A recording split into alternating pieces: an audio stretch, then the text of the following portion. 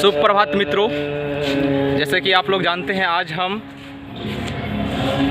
Pataliputra Patna junction में Buddha park में हम लोग अभी हैं और हमारे साथ दो और महानुभाव हैं, उनसे हम आपको रूबरू कराते हैं। देखिए, ये हमारे बिक्की जी हुए और ये रंजीत जी हुए और हम लोग अभी बुद्धा पार्क में ही हैं और यहाँ की खूबसूरतियों को जो है अपने कैमरे में कैद करेंगे और सभी तस्वीरें को जो है हम लोग आपके साथ साझा भी करेंगे। हम दिखाना चाहेंगे आपको ये पार्क जो बना हुआ है, इसका सौंदर्यीकरण बहुत ही ढंग से रख रखाव किया जा रहा है। चलिए आगे की और तस्वीरें हम लोग इस कैमरा में शूट करते हैं। जैसा कि आप लोग को आवाज़ सुनाई देता होगा, यहाँ पे पूरे ग्राउंड में बुद्धम शरणम गच्छामि का जो है उच्चारण हो रहा है। जस्ट हमारे पीछे बुद्ध भगवान की प्रतिमाएं, यह पूरी दुनिया को अपने धर्म के क्षेत्र में उन्होंने अपना मैसेज दिए हैं। पूरा ग्राउंड बुद्धम चरणम गच्छामि का सुर में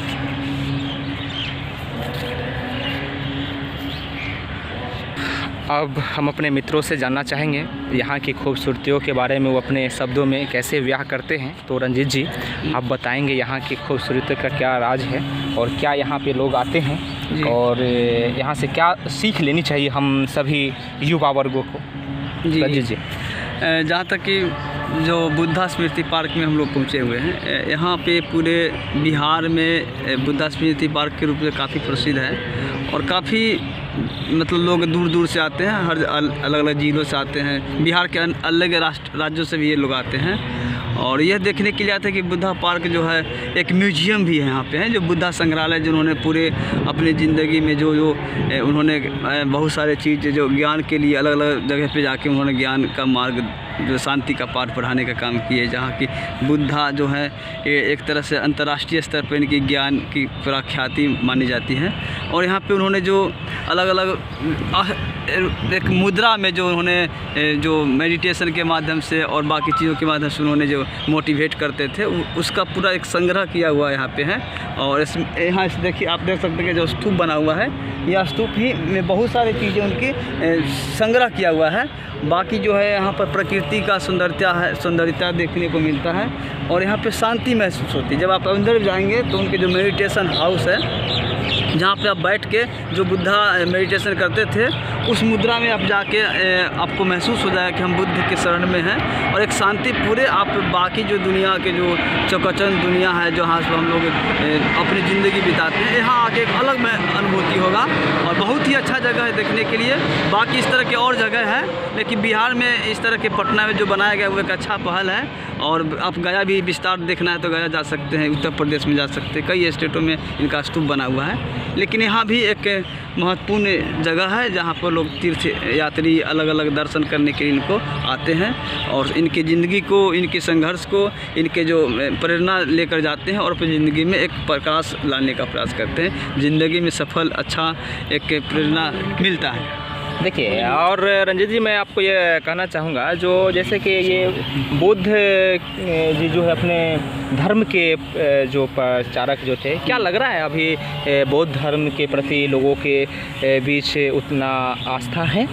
देखिए, बुद्ध जो है अपने आप में एक, उन्होंने कहा था कि बुद्ध जो है हमारे भीतर होती है। बुद्ध जो हमें बाहर ढूंढ रहे हैं बुद्ध को, बुद्ध हमारे भीतर होती है। अपनी बौद्धिक कैसे क्षमता को विकास करे, वो बुद्ध ने ये भी कहा था कि आप वर्तमान में जीना जरूरी है, भविष्य में मत जियो। इसलिए उनके विचारों को दुनिया के अलग अलग कंट्री के लोग भी मानते हैं, लेकिन वो चीज़ है कि लोग भाग दौड़ की ज़िंदगी में इस तरह के जो ध्यान करना, मेडिटेशन करना, बुद्ध के विचारों की तरफ बहुत बहुत कम लोग जा पाते हैं, लेकिन बहुत सारे लोग अब उभर रहे हैं इसको लेकर।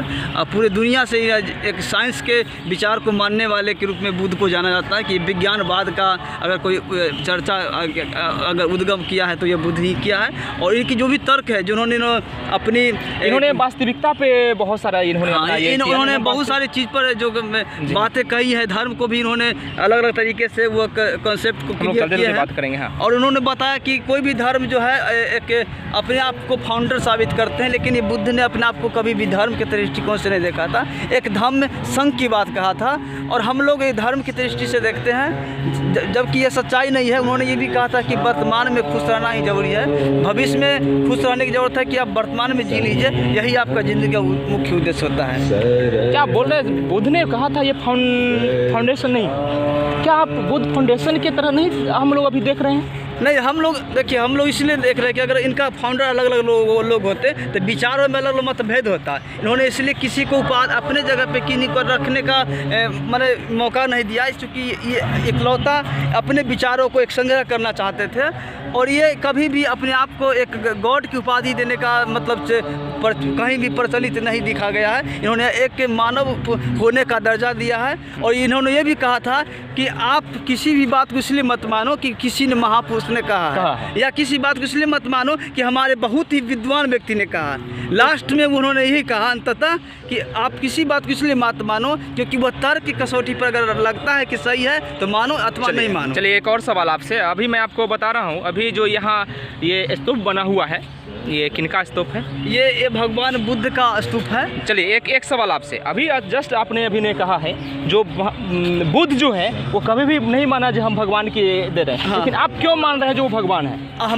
मैं भी नहीं मान, जस्ट आपने ही बोला था जो उन्होंने कहा है जो मैं भगवान की नहीं हूँ, लेकिन बट अभी जो हमने आपसे पूछा ये स्तूप किसका है? तो उनका एक स्मरण है ना, माने उनका स्मरण के तौर पे रखा गया, क्योंकि उनकी बात को उनकी जो है एक तरह से अस्थियाँ, बाकी अस्थियाँ के तौर पे इनको एक क्या इसमें अस्थियाँ उनका रखा हुआ है? अस्थियाँ का कुछ उनका एक यादगार का कुछ पाठ रखा हुआ है, ताकि वो याद करे कि लोग यहाँ बुद्ध का अस्थि रखा हुआ है, बुद्ध का याद दिलाने का एक जगह है। इस तरह के कई स्तूप बनाए गए थे जो बुद्ध से जुड़े हुए हैं। लोग उनको जो भूतकाल में जैसे हम अभी कह सकते हैं बुद्ध की जो